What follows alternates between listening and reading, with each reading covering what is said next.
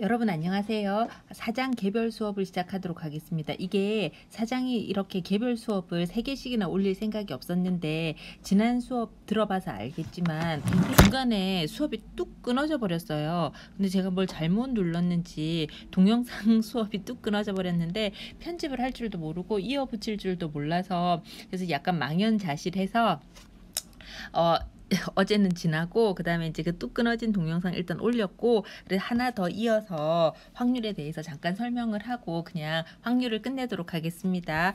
동영상이 중간에 뚝 끊어지게 돼서 정말 미안하게 생각합니다. 우리 지금 뭐 하고 있냐면 확률에 대해서 이야기를 하고 있는데요. 이제 확률에 대해서 이야기를 할 때 중요한 것은 확률의 공리라고 불리는 확률 할당의 기본 원칙, 즉 확률의 규칙이 되게 중요한데, 확률의 규칙이라는 거는 우리가 이제 표본 공간에 있었던 표본 공간에 예를 들어 E1, E2, E3가 있으면은 이 표본 공간에 있는 사건들의 확률, 이 표본 공간에 있는 사건들의 확률을 다 더하면 이꼴 1이라는 것이고요. 그게 하나고, 그 다음에 그것이 하나고, 그 다음에 그 확률이라는 것은 0과 1 사이에 있는 숫자이다. 0과 1 사이에 있는 숫자로 표현한다. 이게 확률의 규칙이에요.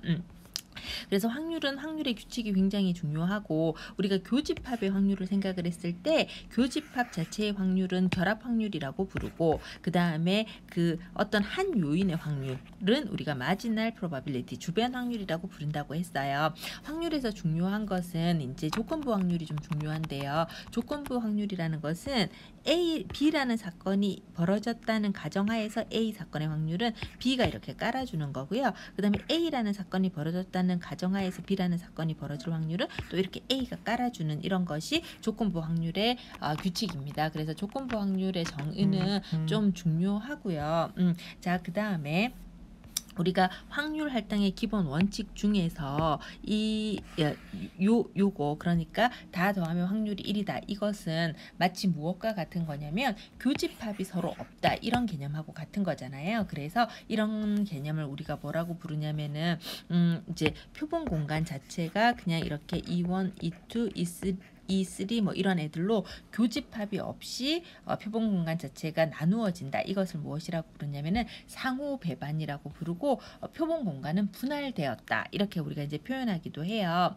자, 그래서 분할하고는 사실은 좀 다른 어떤 그 독립 사건이라는 개념이 있거든요. 그래서 그 독립 사건이라는 개념도 좀 살펴보고 싶은데, 일단 먼저 조건부 확률을 우리가 공부를 했으므로 조건부 확률의 곱셈 규칙을 잠깐 보면, 조건부 확률이란 이게 정의잖아요. 그죠? A라는 사건이 벌어졌다는 가정하에서 B 사건이 일어난 확률, 그 다음에 B라는 사건이 벌어졌다는 가정하에서 A라는 조건하에서 A라는 사건이 벌어질 확률은 이렇게 우리가 표현을 하는데, 여기서 우리 이제 뭐 산수 영재였던 시절이 좀 있었잖아요. 그죠? 그래서 그 산수 잘했던 시절을 돌이켜서 계산해 보면 얘는 요거 곱하기 요거로 표현할 수가 있고요. 그 다음에 얘는 요거 곱하기 요거로 표현할 수가 있기 때문에 조건부 확률인 경우에 조건부 확률의 곱셈 규칙은 우리가 이런 식으로 표현을 할 수가 있다. 요거를 좀 기억을 해두시기 바라고요. 이 조건부 확률의 곱셈 규칙은 이걸 외운다기보다는 좀 유도를 할 수가 있어야 되겠죠.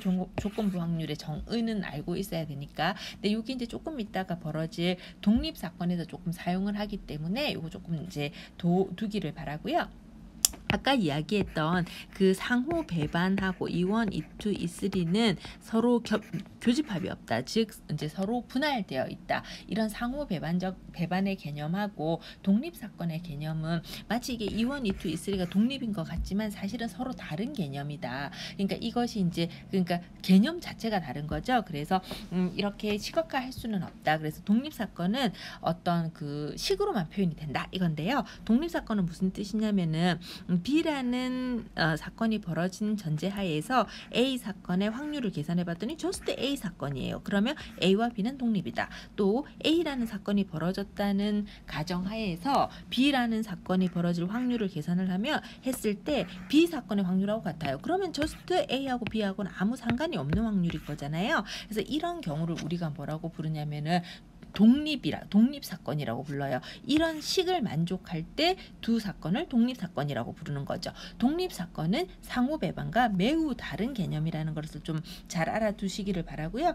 지난 시간에 요거 이제 설명 끝나고 요거는 별로 필요가 없으니까 그냥 설명 안 할게요. 뭐 이런 얘기를 하면서 뒤로 넘어가다가 동영상이 끊어진 사실을 알게 되었어요. 그래서 그냥 기념으로 얘 한번 설명을 할게요. 여기 오타도 있더라고요. 그래서 오타 수정해 주려고 그랬었는데 동전 2개를 던지는 실험이 있단 말이에요. 동전 2개를 던지는 실험에는 당연히 확률적 실험이죠. 확률적 실험은 동전 2개를 던지면 2개 다 앞면 또는 앞면 뒷면 그 다음에 뒷면 앞면 뒷면 이렇게 나오는 것이 전체 표본 공간이잖아요. 사건은 이렇게 이제 표본 공간은 이렇게 유지가 되고 있죠. 그러면은 우리가 사건 A를 정의하기를 앞면의 개수가 0개 혹은 1개인 사건으로 정의를 했어요. 그러면 앞면의 개수가 0개인 것은 뒷면밖에 없잖아요. 그죠? 그 다음에 앞면의 개수가 1개인 것은 혹은이니까 다 넣어야 되니까 앞면, 뒷면, 앞면 이렇게 있는 거죠. 그래서 사건 A는 우리가 이렇게 정의를 할 수가 있고요. 사건 B는 앞면의 개수가 1개, 뒷면의 개수가 동시에 1개인 것이니까 여기에서는 얘네들 둘만 있는 거잖아요. 그래서 이렇게 2개가 사건 B예요. 그러면은 A와 B의 교집합은 A하고 B에 다 들어가는 것이어야 되잖아요. 그래서 A하고 B에 다 들어가는 것을 우리가 보면은 누가 있냐면 앞면 뒷면 앞면 앞면 뒷면 앞면 이런 애들이 있어요.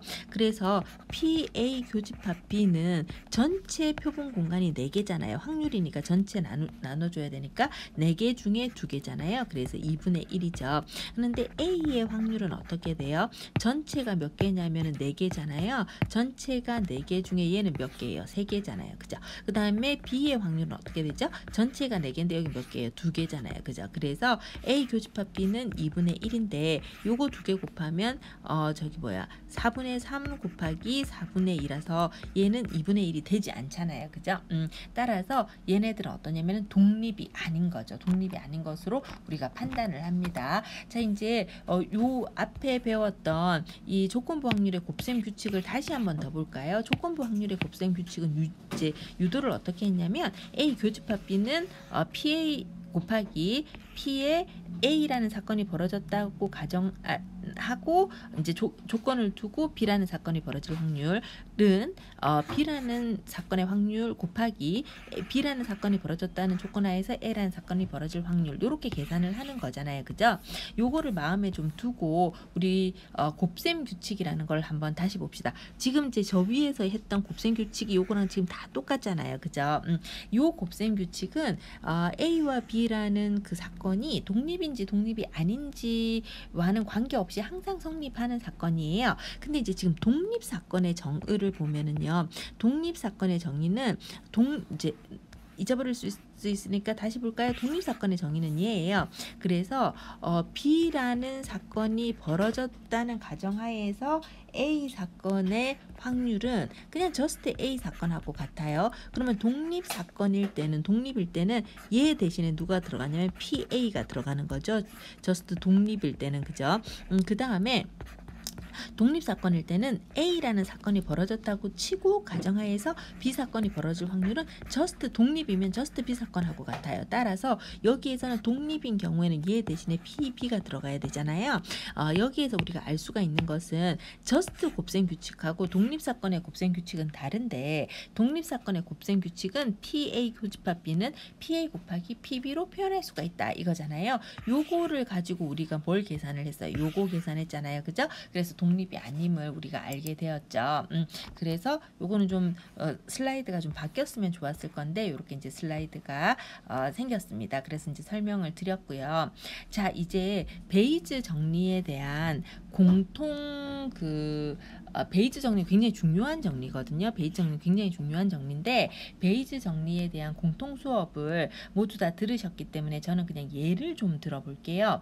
베이즈 정리는 어떤 거냐면 예를 들어 대학의 어떤 우리가 이제 대학이 있어요. 그러면 이제 연세대학교라는 대학교가 있으면 연세대학교에서 이제 어느 해에 그러니까 작년 같은 경우에 예를 들어 남학생의 응시 비율은 몇 프로고 여학생의 응시 비율은 몇 프로입니다.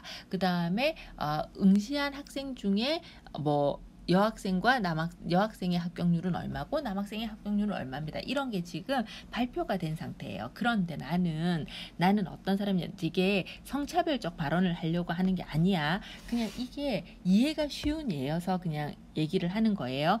예를 들어 나는 공대에 남자만 있는 과에 어떤 동아리 회장이야. 혹은 나는 음대에 여학생들이 많은 과의 동아리 회장이에요. 근데 편의상 공대에 남학생들이 굉장히 많은 과의 동아리 회장이었다고 그냥 편의상 얘기해 봅시다. 성차별적 발언이 아니야. 자, 그래서 그렇게 생각을 하면 내가 이제 나는 동아리 회장인데 내가 어떻게 동아리원을 뽑을 수 있냐면 이름만 보고 이렇게 뽑을 수 있는 거예요. 그래서 이름에서 잘 찍어야 돼. 내가 이름에서 잘 찍어야 돼. 그러면 이 친구는 이게 궁금하겠지. 여학생들을 좀 많이 뽑고 싶을 거 아니에요. 그죠? 그래서 이 친구가 궁금한 거는 일단 그 명단에 올라갔다는 것은 우리 대학교, 그러니까 뭐 연세대학교, 그다음에 단과대로서는 공과대학교에 합격한 사람들이잖아요. 그 합격한 사람들 중에서 내가 진짜 잘 찍어서 남자를 잘 리크루트할 수 있는 확률이 얼마나 되나, 혹은 내가 되게 잘 찍어서 여학생을 잘 리크루트할 수 있는 확률이 얼마나 되나, 이게 지금 궁금한 거예요. 그래서 이제 지금 이 예에서는 그런 상황이고요. 이제 일반적으로는 원인이 있다면, 이제 공통 수업에서 잘 들으셨겠지만 원인이 있다면 결과가 있는데 원인별로 결과의 확률은 아는데, 일단 결과가 벌어졌어. 그랬을 때 각 원인별로 누가 책임을 져야 되는가, 이런 이제 이슈예요. 자, 그래서 남학생 여학생 이거는 잘 아셨을 테니까 요 예를 한 번만 딱 더 볼게요. 이제 이게 최근에 이런 일이 벌어져서 요 앞에 남학생 여학생은 조금 이따가 한 번 더 설명할게요. 최근에 이런 일이 있었죠. 삼성전자에서 배터리가, 최근엔 아니고 한 몇 년, 2년 됐는데 핸드폰 배터리가 폭발을 해가지고 막 문제가 됐었어요. 근데 이제 지금은 아닌데 제가 이제 삼성전자 연구원 출신인데, 옛날에 제가 그 회사를 다닐 때만 해도 배터리가 이제 이렇게 여러 개의 고체화된 이제 이렇게 기체들 이제 활성화된 친구들을 잘 눌러서 안정화시켜서 이렇게 잘 담아놔야 돼서 그것의 안정화가 되게 중요했단 말이에요. 근데 이제 어쨌든 삼성전자라고 하지 말자. 너무 실명을 얘기하지 말자. 근데 지금 이게 편집을 못하기 때문에 일단 잊어버려 주시고요. 어떤 전자회사에 예를 들어 배터리가 폭발을 했어요. 그런데 그 전자회사는 OEM을 이제 위탁을 세 개 공장에다가 위탁을 주는 거예요. 딱 3개에서만 생산을 하는 거야. 근데 A라는 생산 공장은 50%나 생산을 해요. B라는 생산 공장은 30% 생산을 하는 거거든요. C라는 생산 공장은 20% 생산을 하는 거예요. 그러면 베이즈 정리를 쓰기 전에는 예를 들어 배터리가 터져서 예를 들어 100만 원의 손해배상이 청구가 됐단 말이에요. 그러면 이 S전자는 그 배터리를 만든 데다가 이제 어디서 배터리를 만들었는지 모르니까 100만 원이 청구가 됐으니 너네는 50%나 생산하니까 50만 원을 책임을 지고, 너네는 30%만 생산하니까 30만 원을 책임을 지고, 그 다음에 너네는 20%를 생산하니까 20만 원을 책임을 져, 이러겠죠. 그러니까 갑자기 A가 이런 거예요. 잠깐만요. 근데 저희는 많이 생산은 하는데 저는 불량률이 5%밖에 안 돼요. 근데 B는 10%나 불량률이 되고요. C는 4% 불량률이 되는데, 어쨌든 제가 불량률이 제일 많은 것도 아닌데 제가 50만 원이나 책임지는 것이 과연 합당합니까? 이렇게 물어본 거예요. 그러면은 지금 이 상황에서는 어떻게 계산을 해야 되냐면, 이 사람들을 이 공장을 50만 원, 30만 원, 20만 원을 책임지게 하는 것이 약간 불합리하잖아요. 그래서 이럴 때 쓰는 것이 베이즈 정리고요. 자, 우리가 이제 베이즈 정리는 원래 증명하듯이 증명하면 쉽지 않아요. 쉽지 않아서 예를 들어서 이제 유도를 하는 거죠. 얘는 어떻게 유도를 하냐면 수업 잘 들으셔서 아시겠지만 일단 전체 남자는 70%예요. 그러니까 0.7인 거죠. 그 다음에 남자가 그러니까 전체 응시자의 남자의 비율이 70%면 여자는 당연히 30%가 되는 거겠죠. 근데 대학은 뭘 발표를 했냐면 남자의 합격률을 발표를 한 거예요.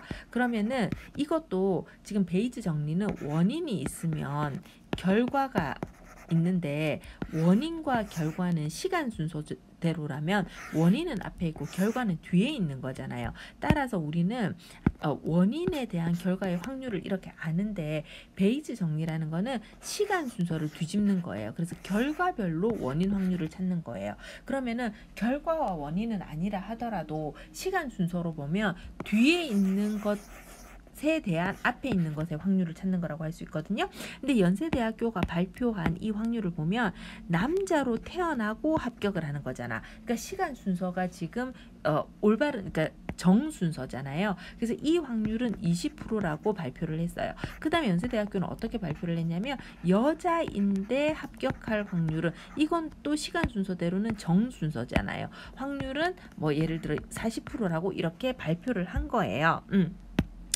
그런데 이 동아리 회장이 궁금한 것은 뭐가 궁금한 거냐면 내가 궁금한 거는 그런 게 아니야. 내가 궁금한 거는 지금 지금 내가 가지고 있는 이 그 명단이라는 거는 합격한 친구들의 명단이잖아요. 합격한 친구 중에서 내가 남자를 찍을 확률, 혹은 이 명단에 있는 친구들은 합격한 친구들이잖아요. 합격한 친구들 중에서 여자일 확률, 이런 것들이 궁금한 거잖아요. 이런 것들이 궁금하다는 거는 합격했는데 남자다, 이럴 수는 없는, 이 합격한 것과 남자는 시간의 순서로 보면 반대인 시간의 순서잖아요. 그래서 합격했는데 이제 합격한 건 뒤에 있는 거고, 그걸 조건으로 해서 앞에 벌어진 일의 확률을 라고 그랬으니까 이것은 특별한 어떤 스킬을 써야 되는 것이고, 이 특별한 스킬을 우리가 지금 뭐라고 부르냐면은 베이즈 정리라고 불러요.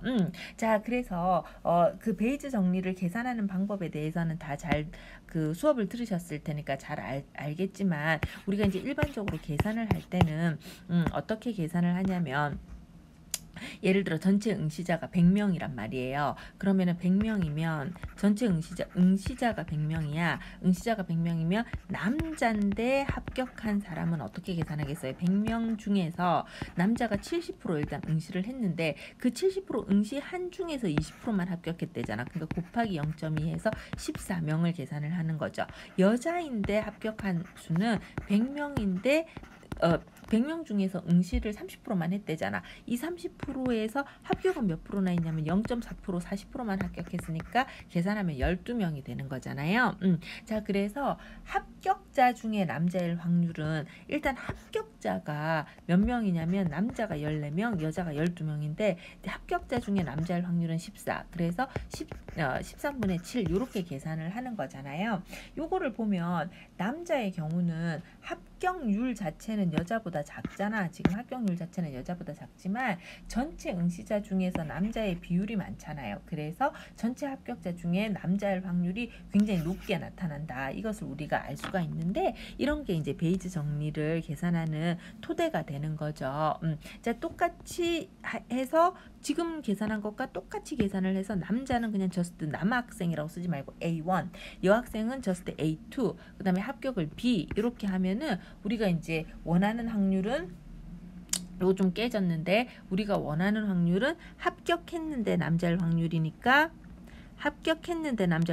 이 확률이고요. 그 다음에 합격한, 지금 이 상황은 합격은 했는데 남자일 확률이니까 시간 순서는 뒤집어진 거잖아요. 그죠? 이제 우리가 알고 싶은 건 이런 확률인 거고요. 그래서 조건부 확률의 계산식으로 계산을 하면, 정의대로 계산하면 이런 계산이 나오는데, 분자를 계산을 하면 다 잘 아는 거예요. 분자를 계산을 하면 곱셈 규칙에 의해서 요렇게 우리가 계산이 되고요. 분모를 계산을 하면 분모는 지금 이 B라는 확률은 어떻게 생겼냐면은 남자 아니면 지금 얘는 남자 아니면 여자인 거잖아요. 뭐 중간은 없잖아. 남자 아니면 여잔데 남자도 합격하고 여자도 합격했단 말이에요. 그러니까 합격을 우리가 B라고 생각을 하면 이 B의 성질은 여기에 A1 교집합 B도 있고요. 그 다음 여기에 A2 교집합 B도 B의 성질이잖아요. 그죠? 근데 우리가 알고 싶은 건 이거의 확률이 알고 싶은 거잖아. 그러면은 그것의 확률은 PB라는 거는 어떻게 계산하냐면 얘의 확률 더하기 얘의 확률로 계산을 할 수가 있죠. 그래서 그렇게 계산한 값이에요. 그런데 이것도 이게 교집합은 곱셈 규칙에 의해서 조건부 확률로 계산할 수 있잖아요. 그래서 얘도 곱셈 규칙에 의해서 이렇게 조건부 확률로 계산하면 분모를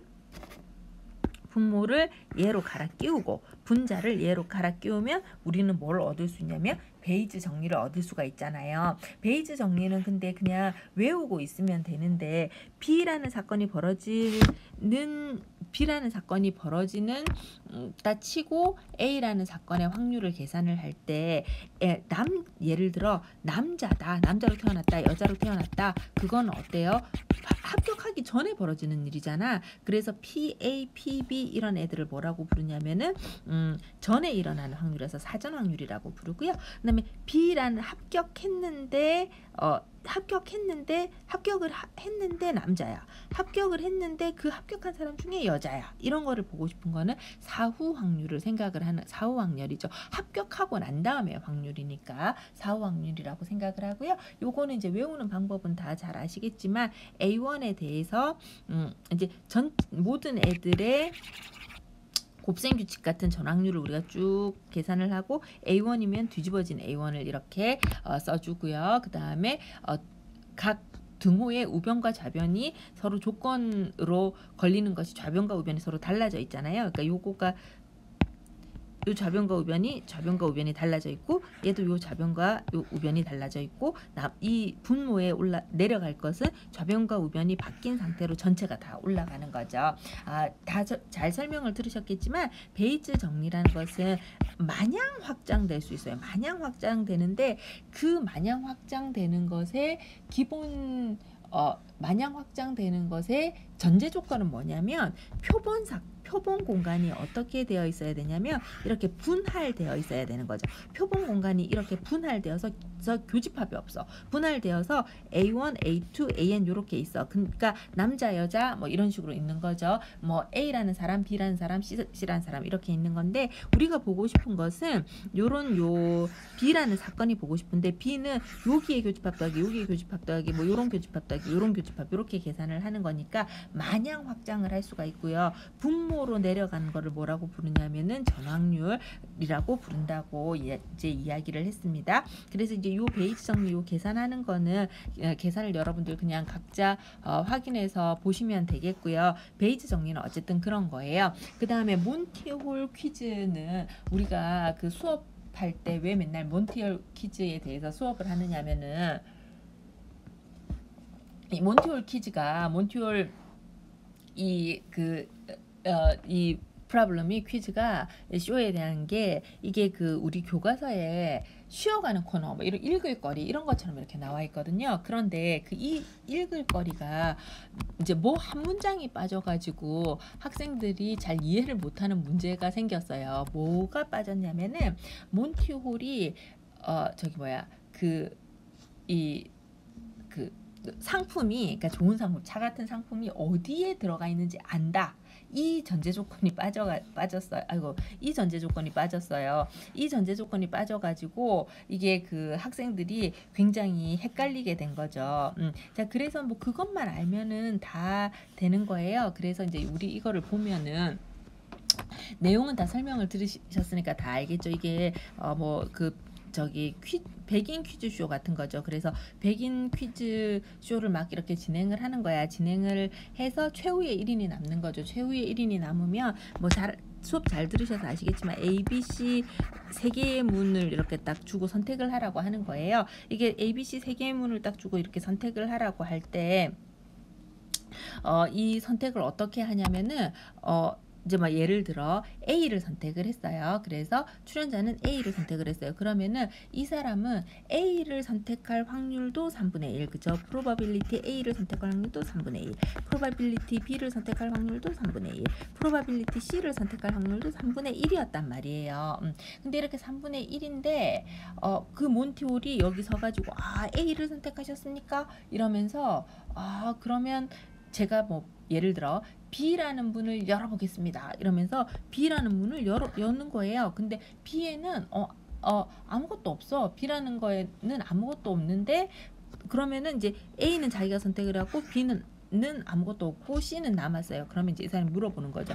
A를 선택하셨는데 B에는 아무것도 없어요. 그러면은 C하고 A를 바꾸시겠습니까? 안 바꾸시겠습니까? 이럴 때 바꾸는 게 나으냐 안 바꾸는 게 나으냐 이거를 이제 그 선택하는 그런 뭐가 더 확률적으로 더 좋은가 이것을 이제 계산을 해볼 수가 있다는 거죠. 자, 그래서 이때 왜 학생들이 맨날 헷갈렸냐면 진행자는 어느 문 뒤에 상품이 있는지를 알고 있는 거야. 그 말만 있으면은 그 다음에는 우리가 다 잘 알 수가 있어요. 이 확률은 요렇게 사전 확률은 요렇게 생겼고요. 그 사후 확률을 보면은요, 상품이 A에 있어. 그죠? A에 있어. 그러면 이제 이 사람은 올바른 걸 선택을 했단 말이에요. 그러면은 몬티올의 입장에서는 이제 이 사람이 선택한 A 뒤에 있으니까 B를 열어도 C를 열어도 뭐를 열어도 상관없어요. 그러니까 확률은 2분의 1이야. 근데 확률이 2분의 1이야. 근데 만약에 상품이 B 뒤에 있어. 그런데 몬티올을 알아. 그 상품 B 뒤에 있는데 B 문을 열겠어요? 안 열겠죠. 그래서 B 뒤에 있는데 B를 문을 열 확률은 없어요. 근데 상품이 예를 들어 C 뒤에 있어. 그러면은 지금 A는 이 출연자가 선택을 했거든. 그 다음에 상품은 C 뒤에 있어. 그러니까 몬티올 입장에서 B를 열 확률은 그냥 B를 열 수밖에 없는 거잖아요. 그죠? 그래서 B를 여는 확률을 계산을 하면은 우리가 전체적으로 그 전 확률은 요렇게 계산을 할 수가 있는 거죠. 그러면은 이제 여기서 궁금한 것은 지금 뭐가 궁금한 거냐면은 내가 출연자야. 출연자 입장에서 내가 궁금한 거는 이게 궁금한 거지. 몬티올이 B를 열었는데 상품이 A에 있을 확률이 궁금한 거고, 혹은 몬티올이 B를 열었는데 상품이 C에 있을 확률이 궁금한 거예요. 그런데 요 앞에서 전 확률로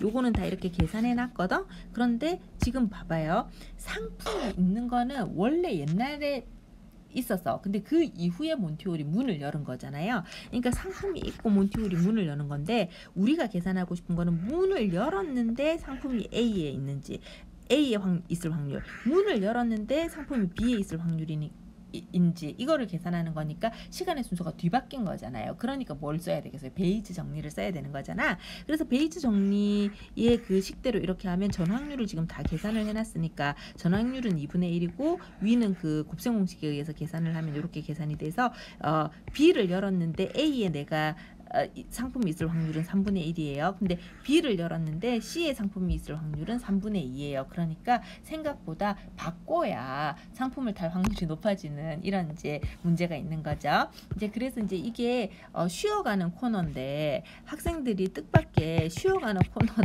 코너가 너무 학생들이 힘들게 하는 거야. 그래서 이제 굉장히 특이하게도 쉬어가는 코너를 이렇게 설명을 이 몬티올 퀴즈에 대해서 많은 설명을 합니다. 자, 근데 이제 수용도를 잘 이해를 못해서 저한테 이제 질문을 한 학생들이 왜냐하면 공통 동영상을 먼저 올려놓잖아요. 공통 동영상을 먼저 올려놓고 제가 지금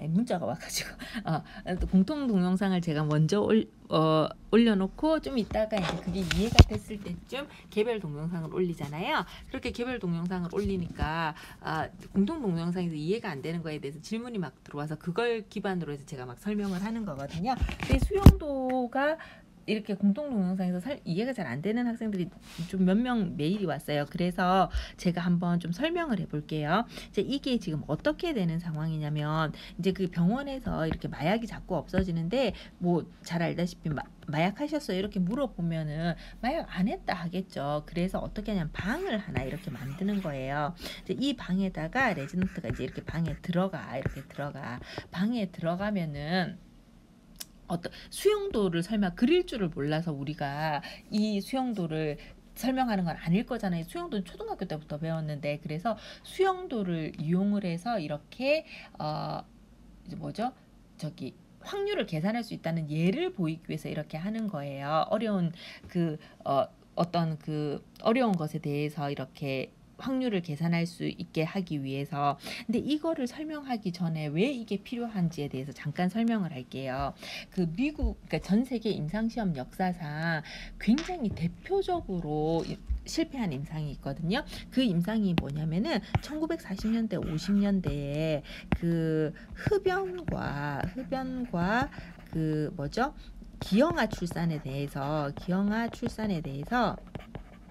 상관관계를 파악하고 싶었던 그 미국 소아과 협회가 굉장히 크게 열은 임상시험이 있어요.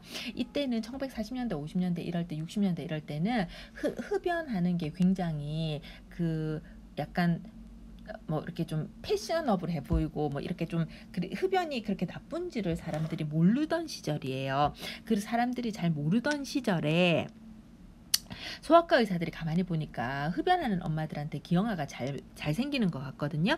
그래서 그것의 상관관계를 확인하기 위해서 어떤 임상시험을 했냐면 이 설문지 임상시험을 했어요. 이 설문지 임상시험을 했는데 결과부터 먼저 얘기를 하면은요. 그때 이런 임상시험을 했을 때는 이 소아과 의사들이 이상하다. 흡연을 하는 엄마한테는 이런 기형아들이 많이 태어나는 것 같은데 이상하다 이런 느낌이 있으니까 이 임상시험을 시작을 했을 건데 임상 결과가 어떠냐면은 흡연과 기형아 출산에는 상관관계가 없을 뿐만 아니라 흡연하는 것이 기형아 출산에 좋은 영향을 미치는 것 같다는 추정도 가능하다. 이런 결과를 얻었어요. 왜 이런 결과를 얻었을까요? 왜 이런 결과를 얻었냐면 설문지 임상의 기본을 이때 당시에는 잘 몰랐기 때문에 그래요. 이거를 뭐라고 부르냐면은 설문 대상자의 죄의식을 분산시키지 못했다. 이런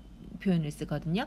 무슨 말이냐면 지금 이제 기형아를 출산하고 되게 마음이 힘든 이렇게 엄마 이제 며칠 전에 이제 기형아를 출산하고 이제 지금 산부인과에 있는 마음이 되게 힘든 그 엄마들한테 가가지고 설문지를 불쑥 내밀면서 저기 담배 피우십니까? 그럼 요거 설문 좀 해주세요. 이런 식으로 설문조사를 한 거예요. 그러면 그 설문지를 받아보자마자 기형아 출산한 엄마는 이제 직감적으로 내가 담배를 피운 것이 이게 영향이 있을 수 있겠구나 이러면서 굉장한 죄의식이 밀려오고 따라서 설문조사를 다 거짓말로 하는 거예요. 이렇게 해서 설문조사 결과가 굉장히 엉망으로 나온 굉장히 유명한 임상시험이 있거든요. 이것처럼 우리가 설문조사를 할 때는 굉장히 잘 구성된 설문 문항을 만들어야 되고 무엇보다도 설문 대상자의 죄의식을 분산시켜야 되는 거예요. 그럴 때 이런 수용도를 사용할 수가 있는 거죠. 그런데 설문 대상자의 죄의식만 분산시킬 건 아니고 설문지 문항은 어떻게 또 잘 설명을 해야 되냐면 이건 나중에 또 설명을 할 건데 예를 들어 야당은 여러 개 있고 여당은 한 개만 있잖아요. 그러면 예를 들어 나는 여당을 지지해. 근데 설문지 문항이 어느 야당을 지지하십니까? 이렇게 설문지 문항이 되어 있으면 나는 여당을 지지하는데 그래도 저 중에 하나는 내가 써야 되나 하면서 이렇게 하나를 픽하게 되잖아요. 따라서 설문지 문항은 이 정도로 잘 우리가 구성을 해야 된다는 사실을 알 수가 있어요. 어쨌든 정치적 성향을 얘기를 한 건 절대로 아니에요.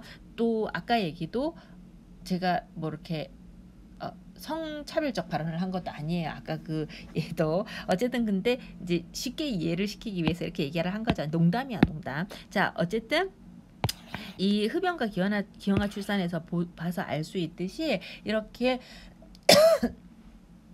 우리가 죄의식을 분산시키지 않는 설문에는 문제가 있고, 따라서 죄의식을 분산시키기 위해서 수용도를 사용을 하는 거예요. 어떻게 하냐면 아까처럼 이제 레지던트들이 대놓고 마약하세요 이렇게 물어보면은 이제 얘기를 안 할 거 아니에요. 그래서 이제 방에 들어가게 해요.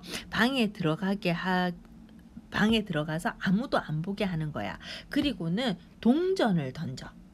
동전을 던져서 앞면이 나오면 A 설문지를 작성을 하고 뒷면이 나오면 B 설문지를 작성하세요. 이렇게 이제 가이드를 붙여놔요.